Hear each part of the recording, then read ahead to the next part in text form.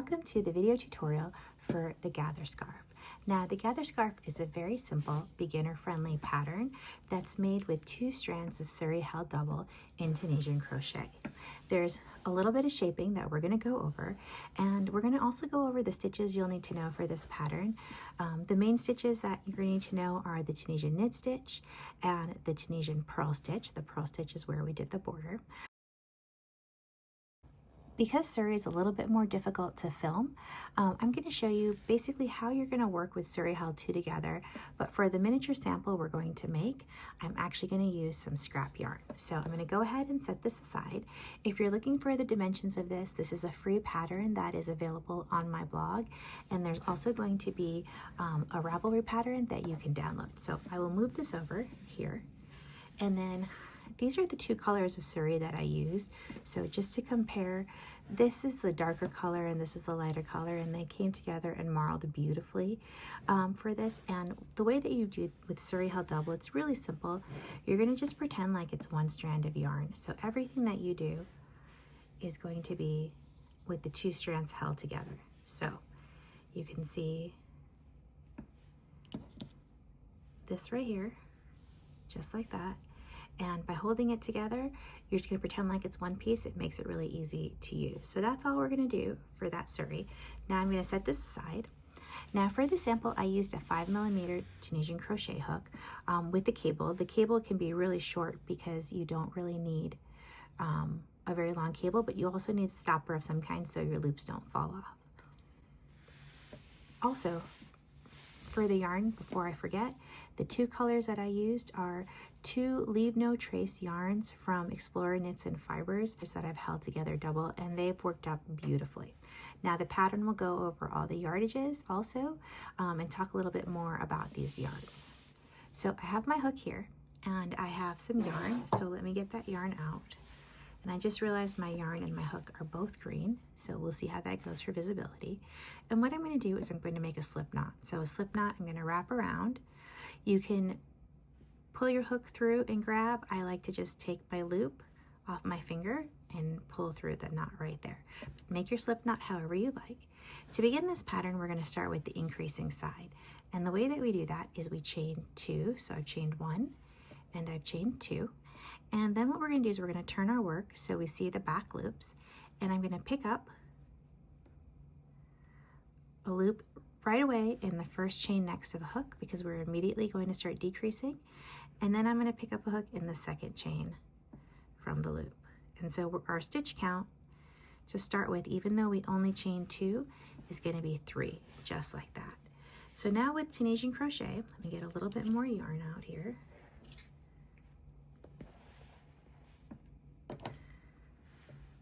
So now with Tunisian crochet, I'm going to go ahead and do a return pass, and we're always going to be doing a standard return pass.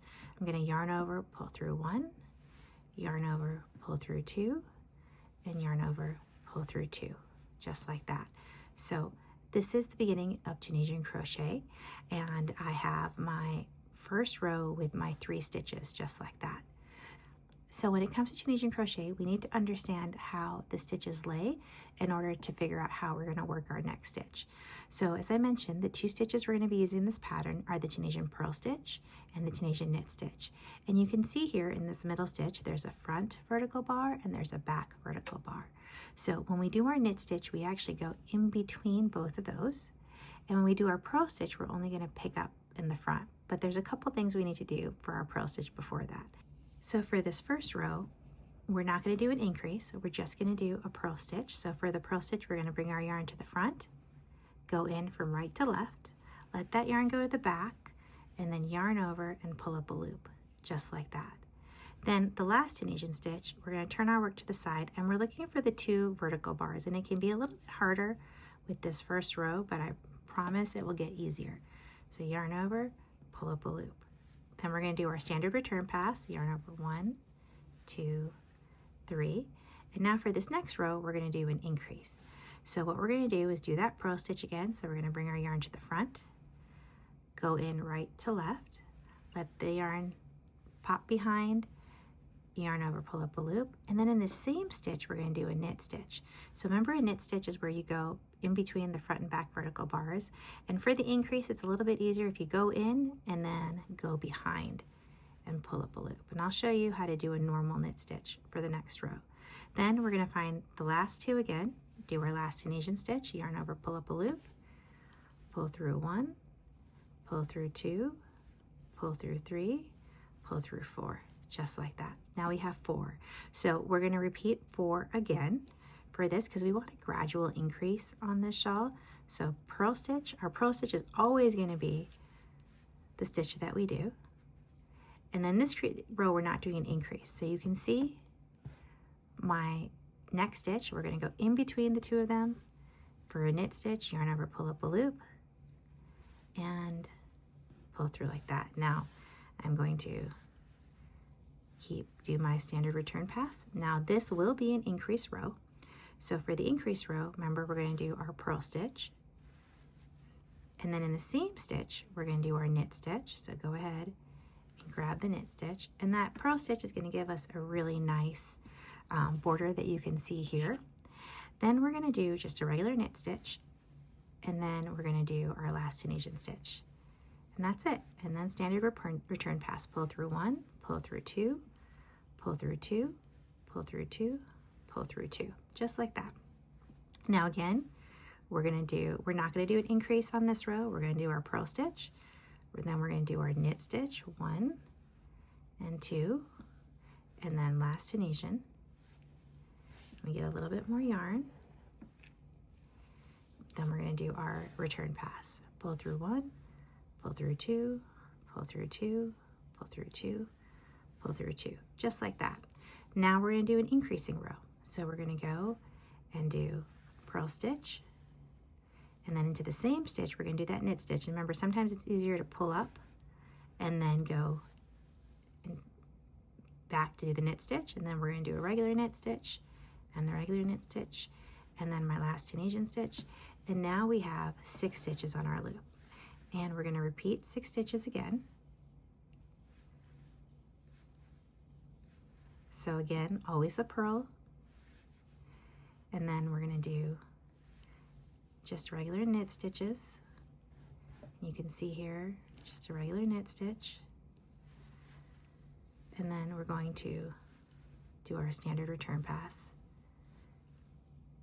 So the pattern will guide you through how many repeats to do of each row, and then at some point we're going to get to the main body, which is right here. And for the main body, we're not going to do any increases. So we're just going to work it just like how we did for this previous row. So we'll do our purl stitch, do our purl stitch, do our knit stitches all the way across, and then do our last Tunisian stitch. And I'll do a couple more of these just to kind of give you guys an example. And then what we're going to do is we're going to go right away into our decreases, so you'll see how to do decreases. So one more row. Remember your purl, bring your yarn to the front, let the yarn go back, pull up a stitch,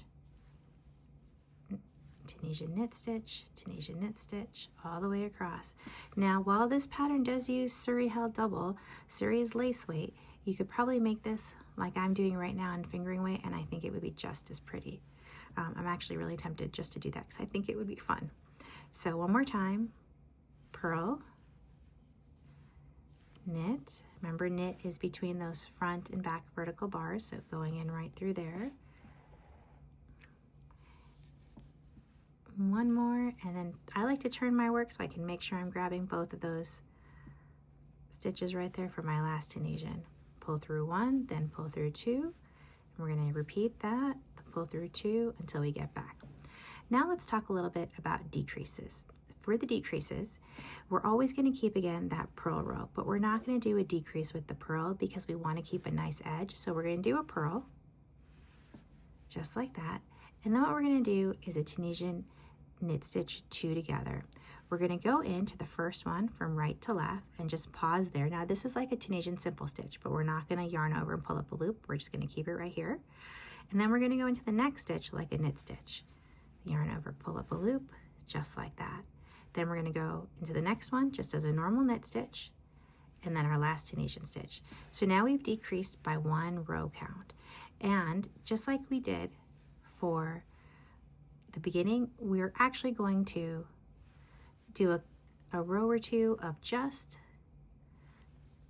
a normal row without any decreases, because we want a gradual edge to our shawl. And I'll pull up the shawl and show it to you.